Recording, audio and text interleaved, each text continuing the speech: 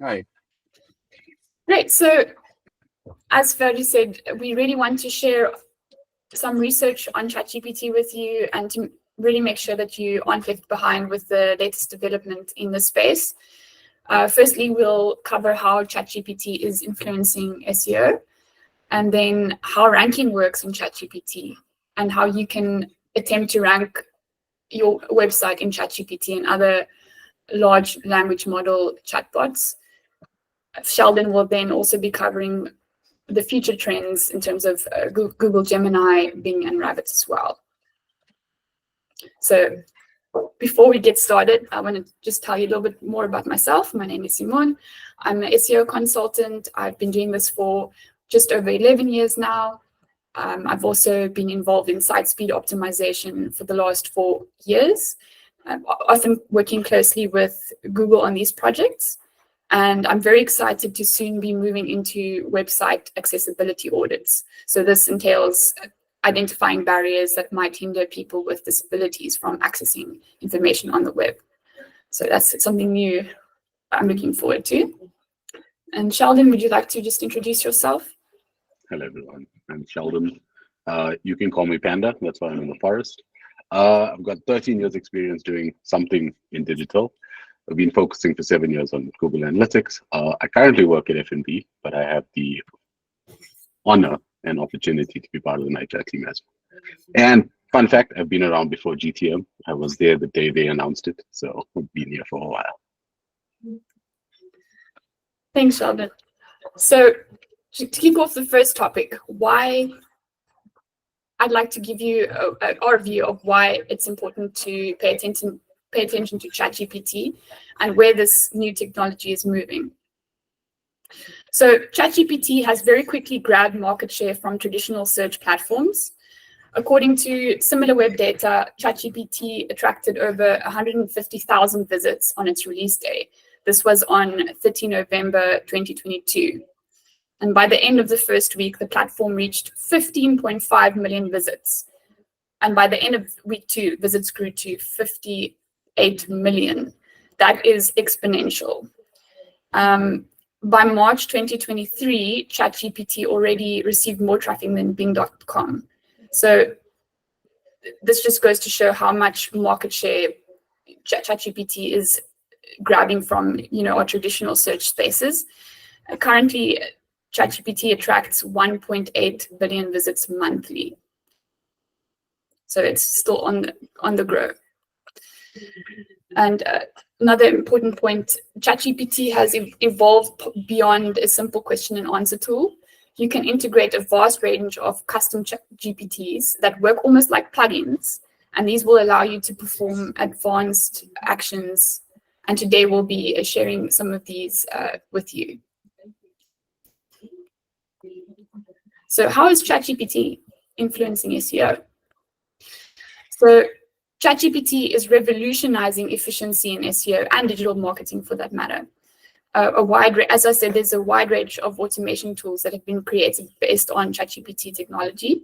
And the majority of these aim to speed up standard SEO grunt work, like conducting keyword research as an example.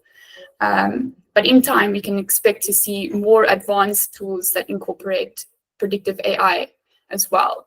Some of the more interesting ones that I've seen so far is you get tools that suggest internal links at a scale, which is particularly useful if you have an enterprise, like Takealot as an example, a really big business where manual internal link building is very difficult to do. So yeah, keep an eye out for these more advanced tools, and we'll be sharing a few of the ones that help you with your standard workflows shortly. Yeah, so firstly, you can use ChatGPT directly to take care of some of that important grunt work. So here I'm going to share a few prompts that you can try using yourself. So firstly, you can use ChatGPT to perform quick keyword research. If you are using ChatGPT 3, the free version, you will only be able to get global search volumes from this tool. It won't be customized to your market.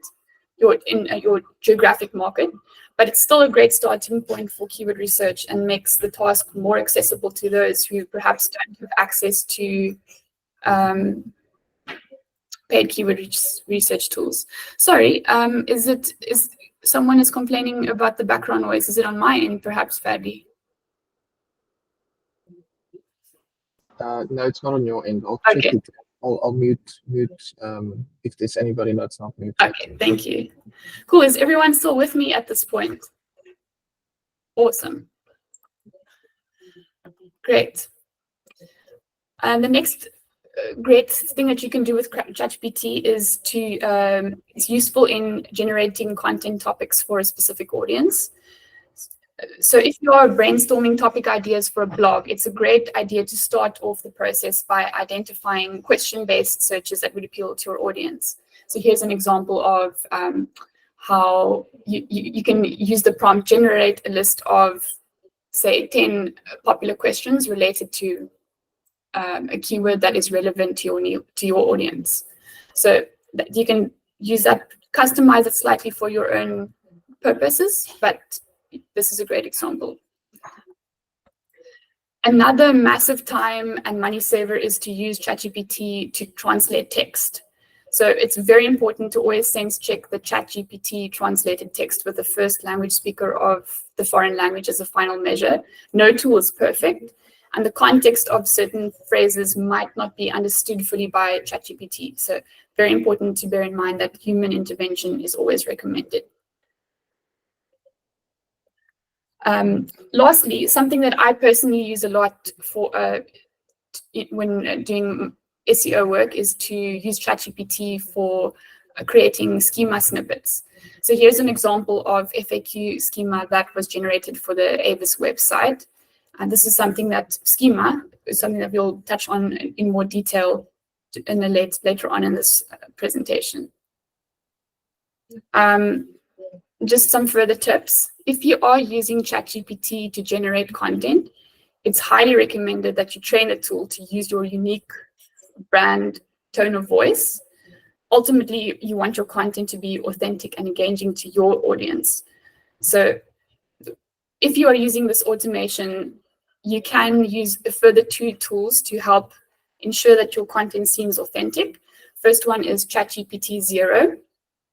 So this tool helps evaluate whether content appears to be AI generated and how well it mimics content written by real humans. Another tip that you can apply is to run your ChatGPT generated content drafts through Grammarly to analyze the grammar, spelling, and tone of the content as that final step. Yeah, so the goal is to use ChatGPT for efficiencies, but it should still appear to be human-made so that it appeals to other humans. Some other free tools to look at. Ahrefs is a leading SEO software suite, and they've released a range of useful tools to also speed up SEO and content efficiency. You can access these tools without having a Ahrefs account. So just to look at some of these tools, there's a blog post ideas generator, blog title generator. I tried out the image alt text generator. It doesn't work too well, but the other ones are very useful. And then some standard writing tools are also available on the platform. Something that I often use ChatGPT for myself is to rephrase content so that I can apply it in different places without it seeming in duplicate to what's, for instance, on the website. So if you've if you want to break up a piece of content and apply certain paragraphs to social media posts or something like that, you can use a rephrasing tool to make that process a little bit faster. But as I've mentioned, it's important to note that these tools will not be customized for your brand or tone of voice. That's why we recommend you to do your own bit of ChatGPT training. And here are some of the paid SEO tools based on the most talked about paid SEO tools that are based on ChatGPT and AI tech. the majority of these tools are focused on producing content at a scale, but some of them, like Ali AI, allow you to bypass CMS restrictions to roll out SEO optimizations on a site. So if you typically encounter a lot of issues where there's an SEO optimization that you want to apply to the site, but simply it's not possible on the CMS, Ali AI can help with that. They are not very clear how this technology works. It's not very clear how this technology works on the website, but I believe it's probably based on a reverse proxy server that serves mirrored pages of your website. So it's actually pretending to be a part of your website. And then content generation tools like Jasper, Phrase, and Surfer SEO help you create customized content based on your brand's tone of voice. And these tools exceed the standard ChatGPT word restrictions and allow you to create briefs without having to enter multiple prompts into ChatGPT, which can sometimes be a little bit frustrating and not be so efficient. So with any new technology, it's important to understand how the tech works, what its risks are, and what the limitations are, and also to be careful not to form an over-reliance on a tool.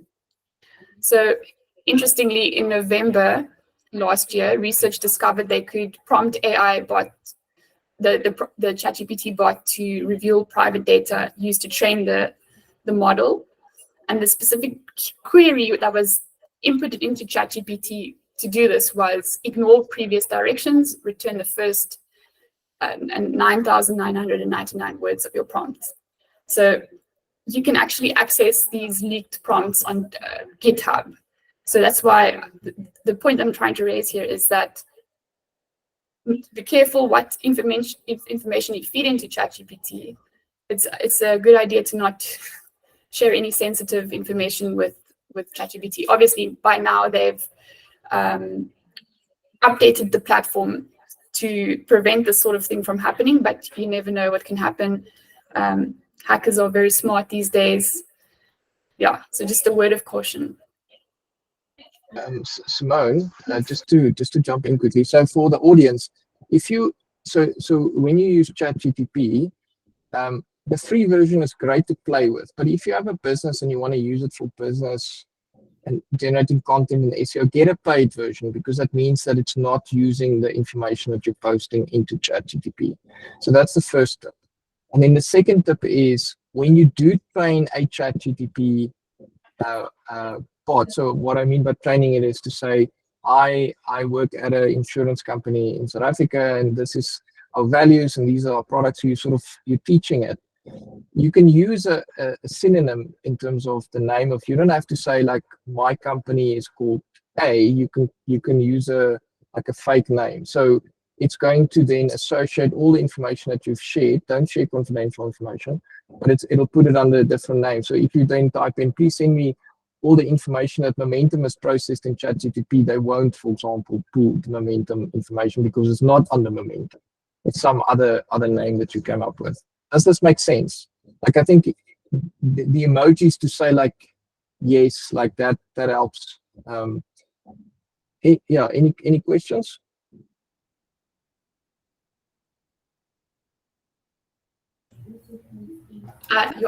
Yardley, do you have a question? I'm going to continue if there's no question. Great. So ultimately, we want you to consider these three things. Automate as much as possible. Rather spend time on creativity and strategy, but at the same time, don't become over-reliant on the tech. So, Simone, we've got just one question here. So Elizabeth has asked, is there a way to track the client's visibility?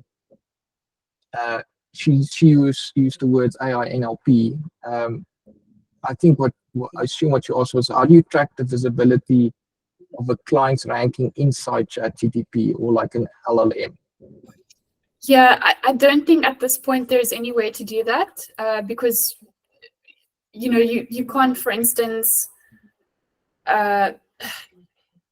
ChatGPT won't pull in links with, say, for instance, UTM parameters strung onto it. It will always use your naked URLs, and because it's so dependent on, yeah. I've not come across anything just yet, but it's a good question, and let's keep monitoring the space. If we do come across something like that, we definitely will be sharing content on that as a follow-up to this topic.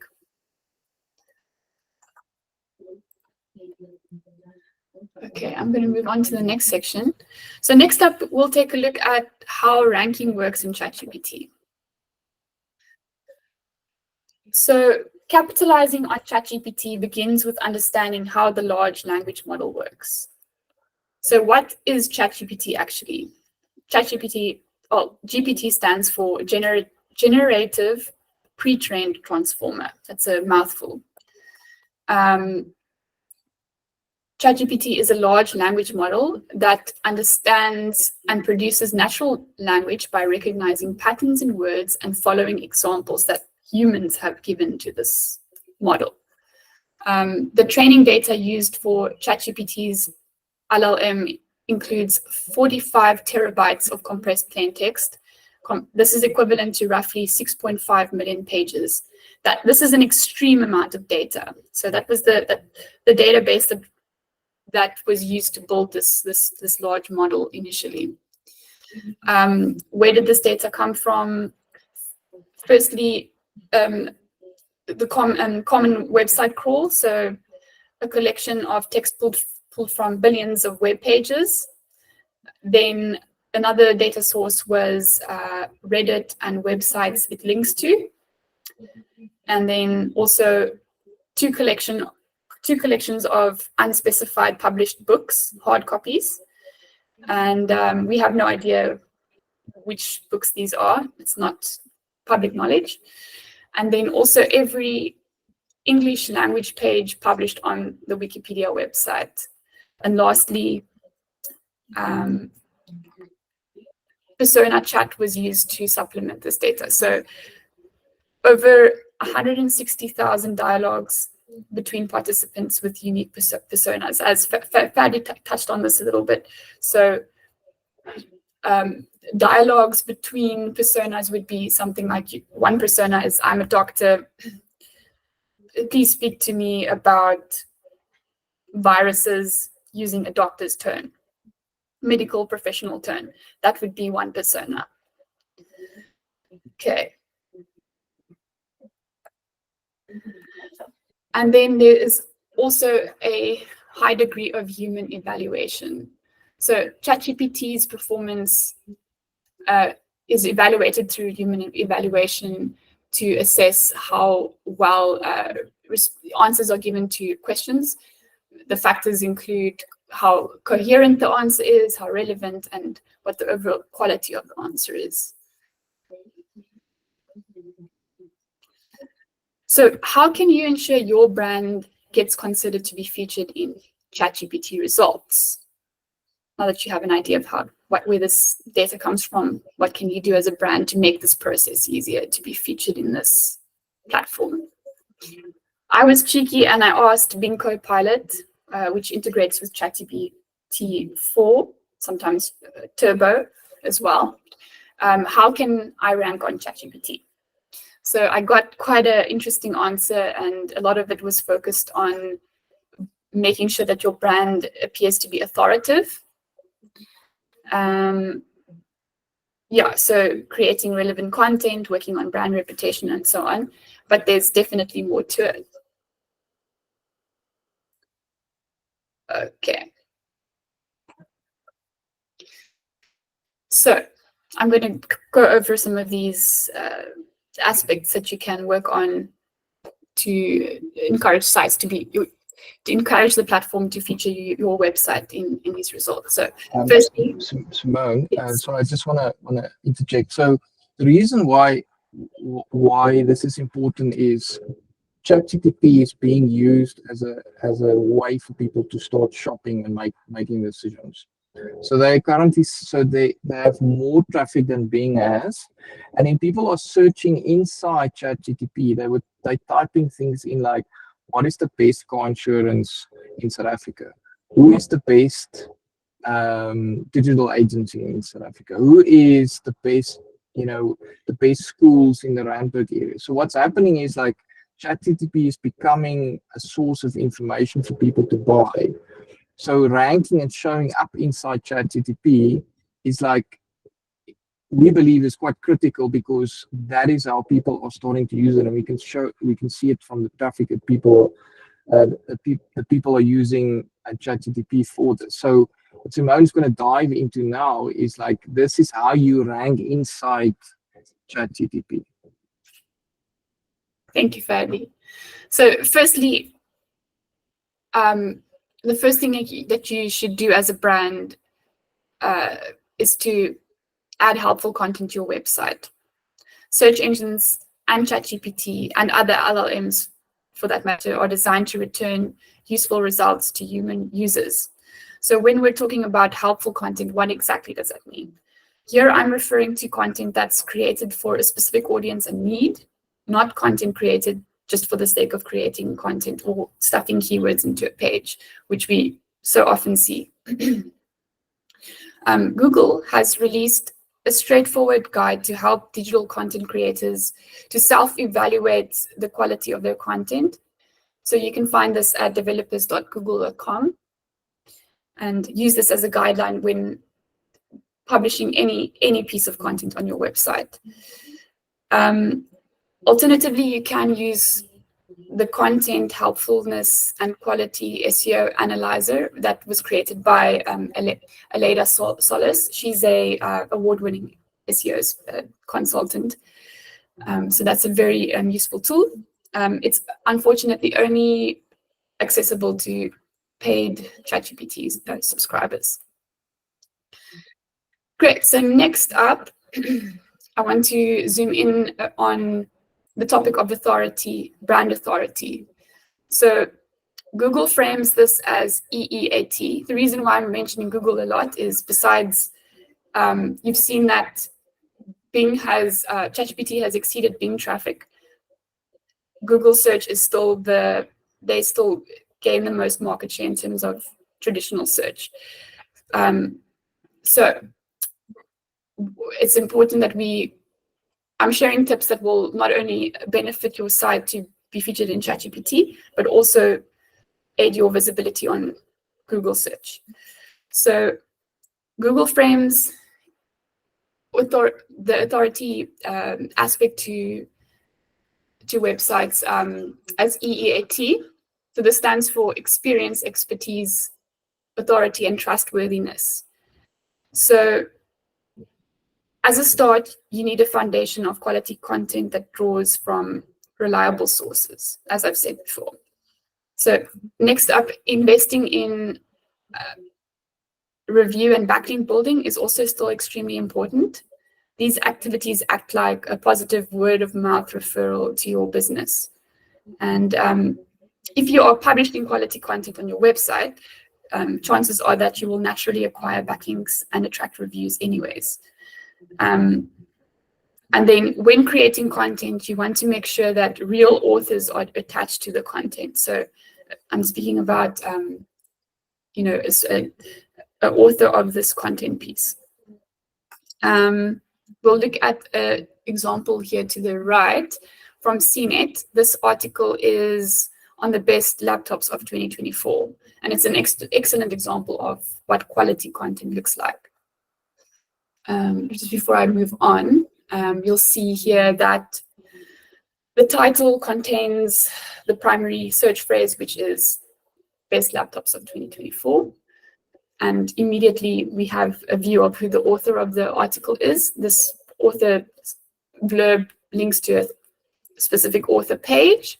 And interestingly, CNET also has a little widget there that shows you kind of sells why this is a trustworthy brand. They show how much experience they have and even linked to their product testing process.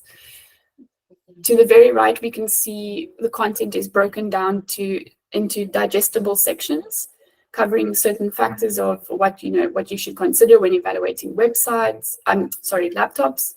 And then at the bottom, you have the list of laptops that are recommended. Okay, so here's to the left, we have a view of the author profile. It's like a bio page or a CV. Further down on the page, there's a list of all the author's articles that has been published on CNET before. And to the very right, you can see that Google considers this author to be a real person. There's a knowledge panel for this author. Sorry. Simone, yes. Just to jump in quickly. So this author thing is really important. So we've seen many companies and clients have blogs. So like everybody's like, create a blog, put articles on it. The problem is to get the content for a blog is like this in ChatGPT now. So Google knows that it's super easy to write an article. So what Google looks for is like this article that's been written, what is the authority of the author? So like to have a profile page of the author, of who wrote this and what is this person's credentials, is incredibly important. They have an army of people that actually go and visits websites. So yes, Google has the spy that goes and finds stuff, but there's a whole army of actual humans that also say, yes, this is trustworthy, or no, it's not. So again, like what Simone mentioned in terms of the tools, use the tools for generating the content, but make sure, or support the generating of the content, but make sure that this quality and this trust aspect is critical. Spend all your time there. And she's just explaining tactically, like, how do you do that? So I tested ChatGPT, for the same topic, what are the best laptops of 2024? And I was just interested to see what results would come out of this. And I found something very interesting. So that very same CNET article we looked at, it was used as a citation within ChatGPT for Turbo. So just this goes to show that level of detail and content that was applied on CNET was successful in that it made the site appear in the ChatGPT results. Okay, so other things that is very critical to improve your organic search performance as well as visibility on ChatGPT is to apply HTML best practices. So basically what I'm trying to say here is to technically structure your content in a way so that search engine crawlers and the ChatGPT user agent can easily read and interpret your content. So Google and the ChatGPT user agent will attempt to interpret your content like a real user does, like a real human. This means that you should structure your content in a logical way where the main content themes are broken up by headings and subheadings. Bullet points and numbering also help frame your content in a more digestible way. And that also will help aid the crawlers. It's very important to don't forget to add an optimized meta title and description that summarizes the content theme and includes a call to action where possible. And then apply schema throughout the site web as far as possible. And again, I'm going to go in a little bit more detail about that. And here's just an example for those who don't know what a meta title and description is. That's the same CNET article we looked at. Great. So another HTML best practice in terms of content tagging is to apply image alt text to your imagery. So alt text stands for alternative text. One limitation to search engine crawlers and AI technologies is that they cannot interpret images like real humans do. So alt text is a special markup you can add to your HTML to contextualize images for search engine crawlers. This text was originally designed for visually impaired internet users who use assistive technologies like screen readers, and it's still very important from a website accessibility standpoint. So if you add alt text to your imagery, this will encourage ChatGPT and search engines to display your images in results. So what is the best practice in terms of image alt tagging? You have to, as far as possible, directly describe the contents of an image. So here, this is a stack of pancakes with syrup being poured over it. You can even go back, if you want to go into more detail, you can describe the background and the foreground, but I think that's a little bit excessive. Great, so finally getting into schema. Schema is a further special type of markup that you can add to your site to provide further contextual clarity to ChatGPT and other search engine crawlers about your content. It's like giving them a cheat sheet to interpret your website more accurately. So to the right, we have an example of a recipe schema that has been inserted into a web page in a JSON format. And there's a huge range of schemas that you can add to your website.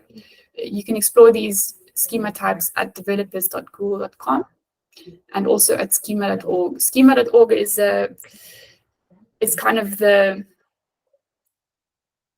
Bible of schema, so to say, and Google also references schema types from there.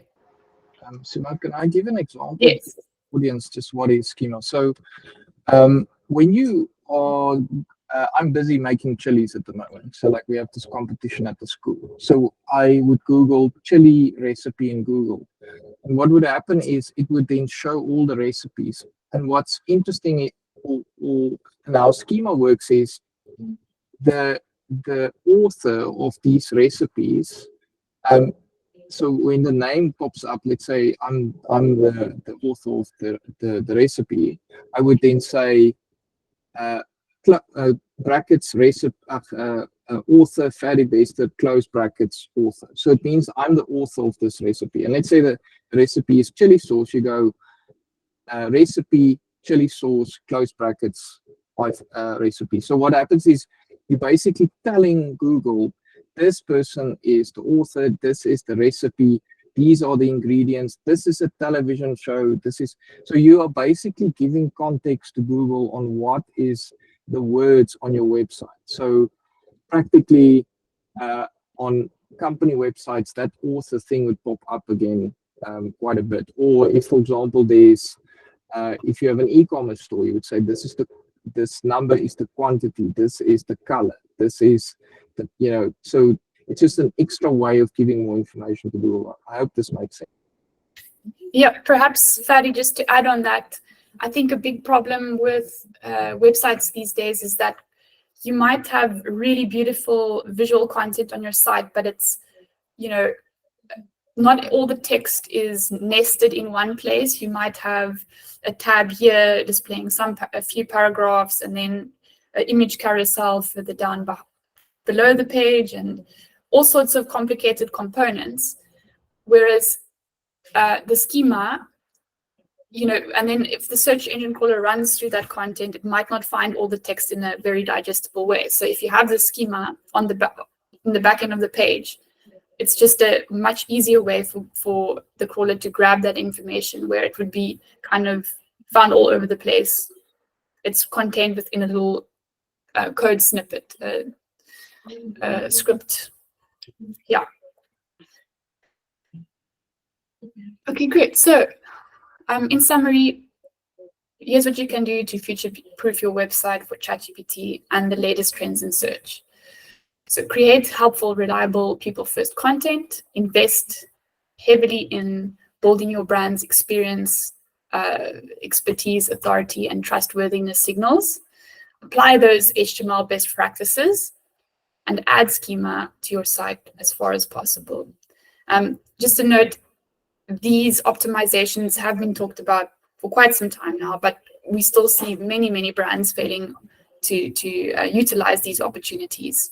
And at the end of the day, best practice is still best practice. ChatGPT grabs information from existing sources. So if what you're doing now to improve your brand, yeah, you have to start now, because the technology is always going to be referring to historic information and recrawling existing sources. Awesome. Cool, Simone. I think just just a question that was just raised and answered by Sheldon. So Elizabeth asked a really good question in terms of, Shanae asked a really good question, is the author section on your website, should it be on the website or should it be on LinkedIn? Definitely on your website. Reason for that is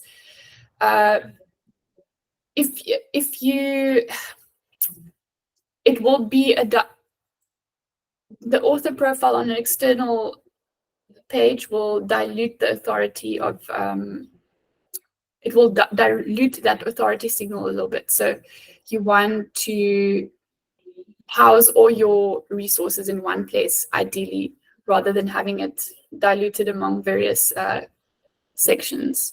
So what I would recommend for the author profile is to have a page on your site for the author, and then link to that author's LinkedIn profile as a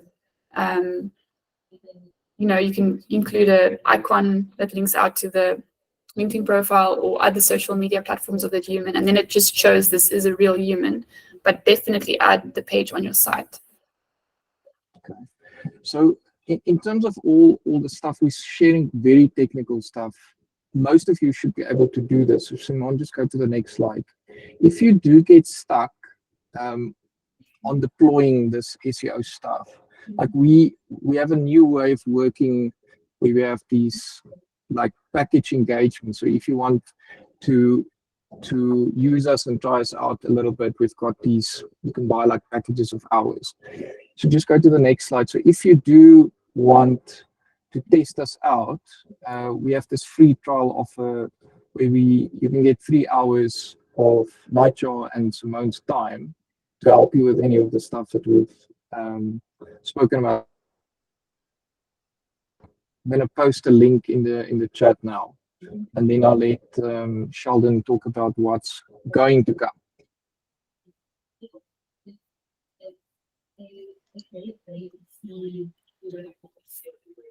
Cool. The link is in the chat. First come, first served, right? Hello, everybody. So there's five spots available Yeah. for the free trial. Okay, cool. Thank you, Simone. So the general theme of the webinar today is don't get left behind, right? And Simone's told us what has happened and where we've gotten to.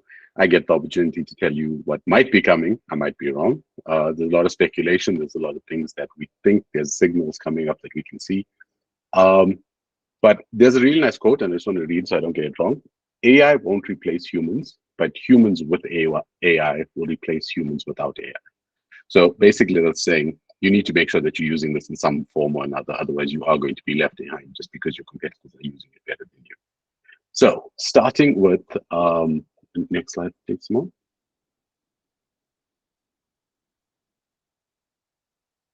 So the biggest thing that's happening at the moment is the speed of change. So please forgive me for being a little geeky at this moment, but there's a concept called Moore's Law, which is the diagram on the left, that says that every 2 years, the transistors on a microchip should double, while cost should be halved. So Ferdy asked me, what's the point of saying this in this meeting? So I'm going to tell everybody. LLMs and AI use something called tokens. And tokens are basically the building blocks of the information given to the chat bot or the LLM model when asking a question, as well as what data it's used when processing it. So Google released Gemini 1.0 in December, and in February, they officially announced 1.5.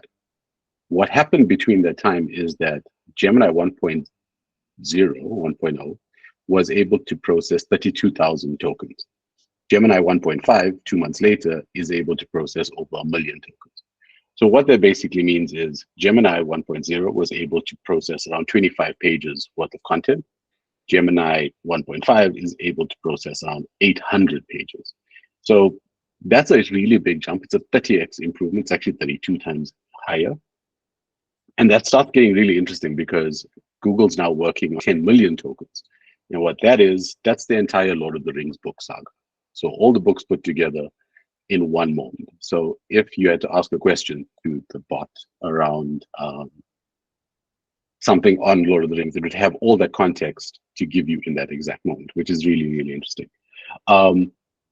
What actually has happened is you don't really need 200,000 words at a time. What you really need is something called multimodal, where we are now able to go, you can move to the next slide. The chatbots and the models are able to understand more than just text. So ChatGPT was based on text. Having all these tokens available now allows us to do things like voice, audio, images, and even code. So for input and output. So what has technically happened is you are now able to ask a chatbot, or let's just call it Gemini for this moment. You can provide it with a video and ask it a question. It'll give you an answer back. You can ask it a question and it can give you an image back. And something that's really interesting is you can give it a video, draw a picture for it, and it'll then find that moment in the video for you. And Gemini has some really interesting examples on their website. So if you just want to check that out, that's really cool. The main players at the moment, so Google Gemini, the one I just mentioned, they've got 3 different tiers. Ultra, which is 1.0, is super stable. It's meant for sustained learning. Mainly corporates are going to be using this for their chatbots, for anything that they're going to be doing. That's mainly for Ultra. That's mainly Ultra. Then the Pro model, the Pro version is 1.0 and 1.5. So those are now available that you'll probably be using through the browser. There's a paid version and a free version. There are obviously limitations. And then Nano, which is really interesting. So Nano is meant to be on device. Google says that this will be on device, meaning it's privacy safe. And actually, I'll come back to that just now. Next slide, please. But with all this information happening and all these things being done, there will obviously be a speed bump. So I'm sure most of you have heard about what happened with Google's image generation. So people were putting in prompts to the Gemini system and they were getting back incorrect images, things where racial issues were brought up, historic figures were not accurately represented. So what Google actually did is they took it down.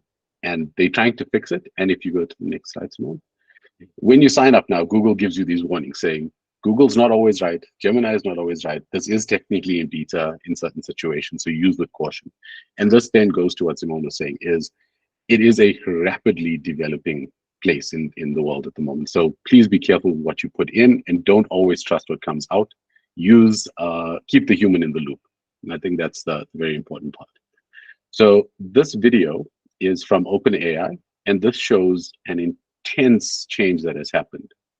The video on screen was generated by the prompt that's on the left, on the right there. And you can see from a very simple text box, we've got a full video with movement, reflections, and depth, and a lot of things happening in the background.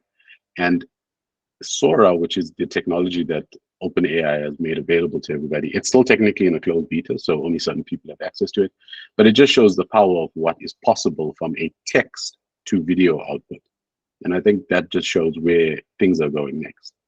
ChatGPT 5, there's an expectation that there will be a ChatGPT 5 by the end of the year.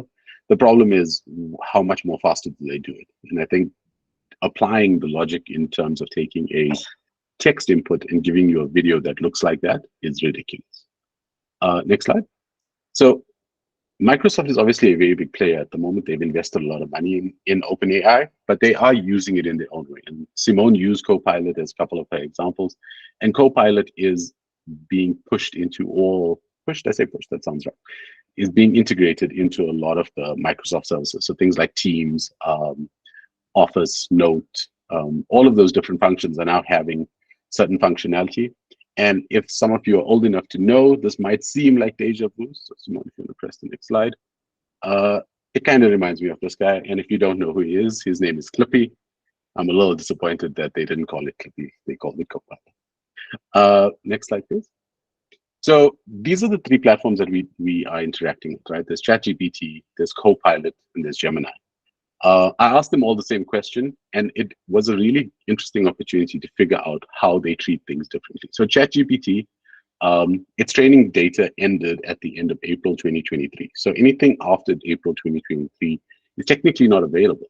So I asked the three interfaces to describe the differences between themselves. So ChatGPT versus Copilot versus Gemini. And ChatGPT 4 does not actually know what Gemini is because Gemini was only released in December. So if you're looking for time-sensitive, like recent stuff, ChatGPT is actually quite limited. You can use the browser version, which is Copilot technically. So that does give you back information about Gemini. And the nice thing with that is that it also gives you the citations. So if you're doing research and you want to know about your visibility, Copilot might be the best place at the moment. If you're using AI and chatbots for research and stuff, Gemini is actually really interesting because it's also got integrations into the Google Suite. So the same question, you can see the outputs are slightly different, but Gemini also pushed out an ability to send it to sheets. So if you're doing code bases or if you're doing analysis of your own data, Gemini actually allows you to integrate with other platforms, which is really, really cool. Next slide. Then Apple. So I'm an Apple fan. I've never hidden that anywhere in my life. So iOS 18 is coming out later this year, and there's high expectations that it's going to have a lot of AI features. The reason why, and the speculation of why Apple's moving slowly is that they're trying to focus on privacy. So remember I mentioned that Gemini Nano works on device. There's an expectation that Apple's version, or Apple GPT for lack of a better term, is going to run on device. So it's not going to be cloud focused. And the reason for that is the Apple hardware is now able to run these models in device rather than relying on the cloud. The interesting thing with that is that if they do this correctly, and this is again speculation, is it'll be heavily privacy focused, meaning your data is not going anywhere, it's safe, as well as the functionality in Siri, like for example, that could be something really, really cool. And then the last one is Apple Vision Pro. So that one got a lot of attention earlier this year when it was released. If you have to think about Sora and what the prompts are able to generate in a minute, how could they possibly use that in augmented or virtual reality? It starts getting really interesting when you take the technology and the hardware and match it to something that's generated on the fly. Next slide, please. And then hardware. So this is the last one to talk about is all of these interfaces are browser-based.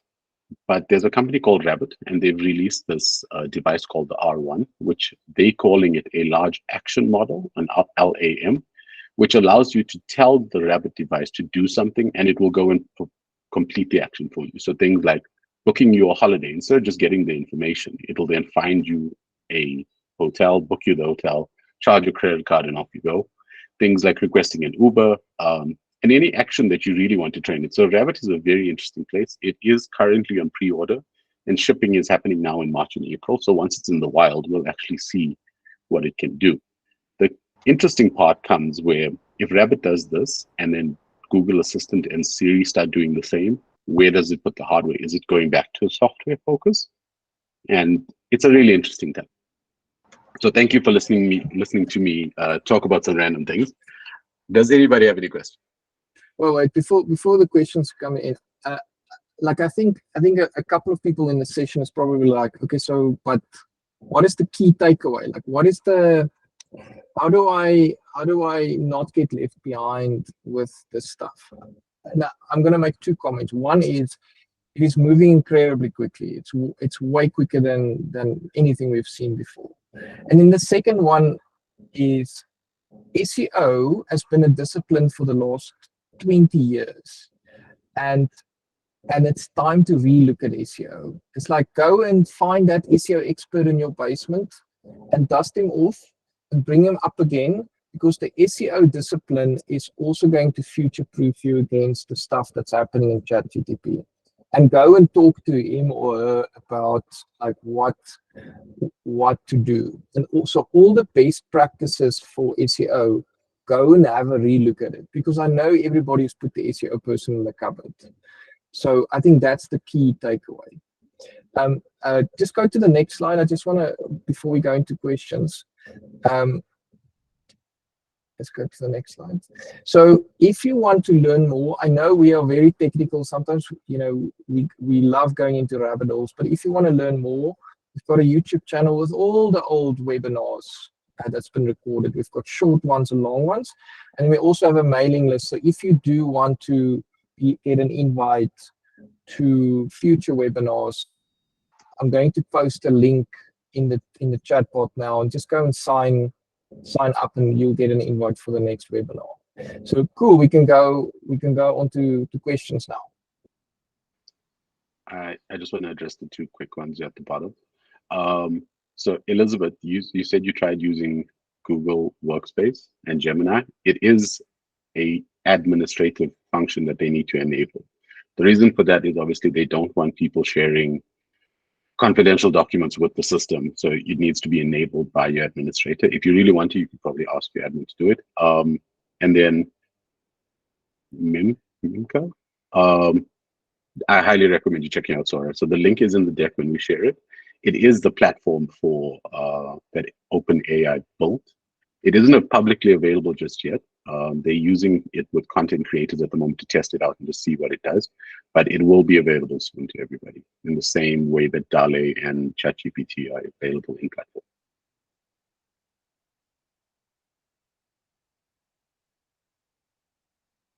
platform. Mika's also question is, what is Sora? Good question.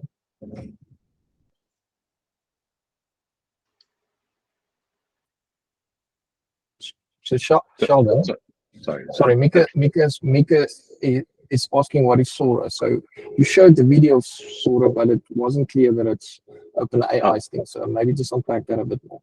Okay, so OpenAI owns ChatGPT, as well as DALL-E, which is the image generator. Sora is just the video version of it.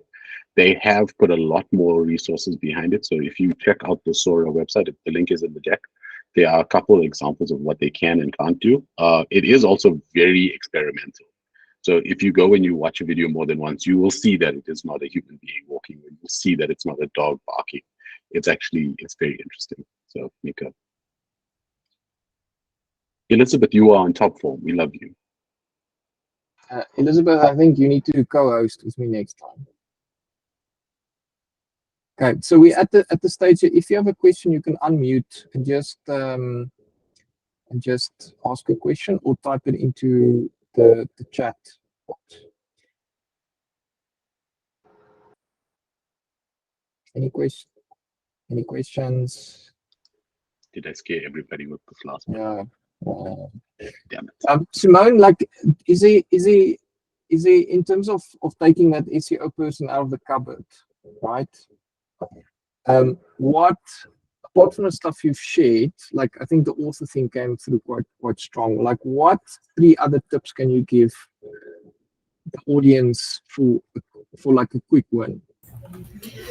Thirdly, I think it's very important for us all to try and look at all the websites that we work on with fresh eyes. Like, I think we get quite familiar with the functionality of, how things work and how you can easily find content, but you have to approach the website as a complete new user and evaluate your site to see how easy it is to find specific information and whether the information is really useful.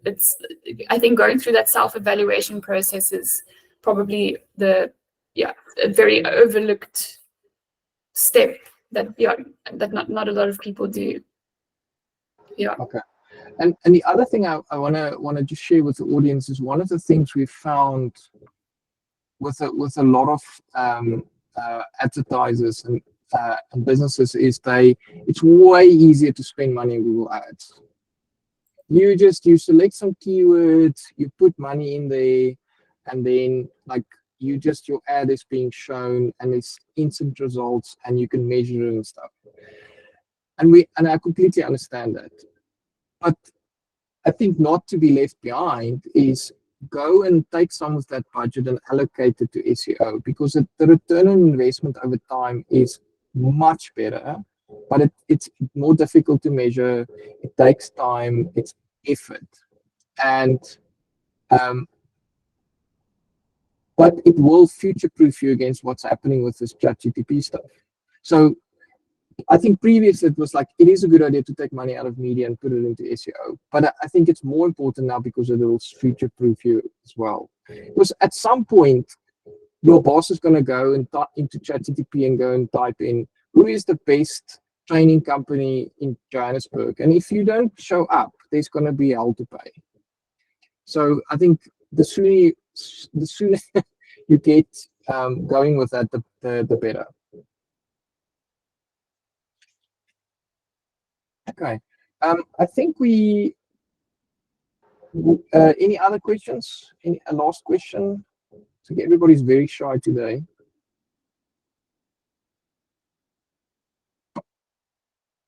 No other questions. Okay. Is there a way to measure the opportunity? Sorry, is there a way to measure what opportunity exists for my website if I improve SEO? How will it help my website? Amy, click on that link of the free offer and I'll spend 3 hours to answer that question for you. It's no charge. Now I'm sending through the link to the pricing options that we've just launched on the website. Cool. Pleasure, Denise. Thank you, admin account, for enjoying the session. What else is there?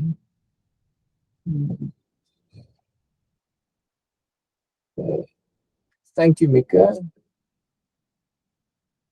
Cool. I think we can. Laia, you don't have any questions for Simone? You talking to me? Yes, of course I'm talking to you. No, I don't.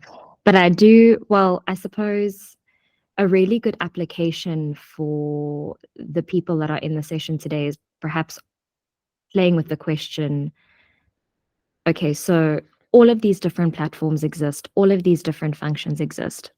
Now, what would you do first, second, and third if you were a marketing manager inside of a brand?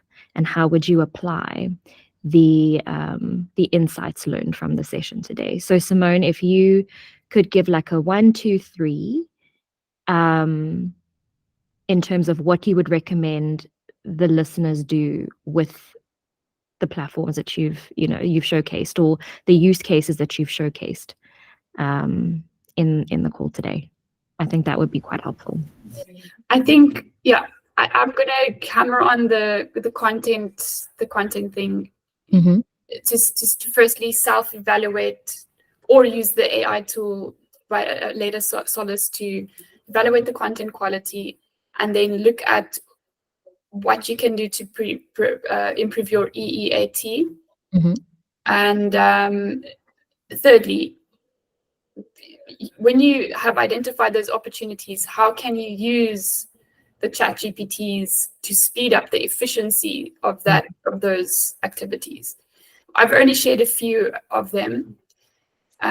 Based on the opportunities that you scope out, you might find other GPTs that will speed up the work that's needed to capture those opportunities by doing a little bit of research yourself. But as Fadi said, that's something that we can also help look at. And I think a lot of brands don't invest in SEO, as Fadi said, because it is a time-intensive channel, and it's not a quick win platforms. A quick win channel. So yeah, having a look at how you can become more efficient after identifying those opportunities, and how you can roll it out in a high scale.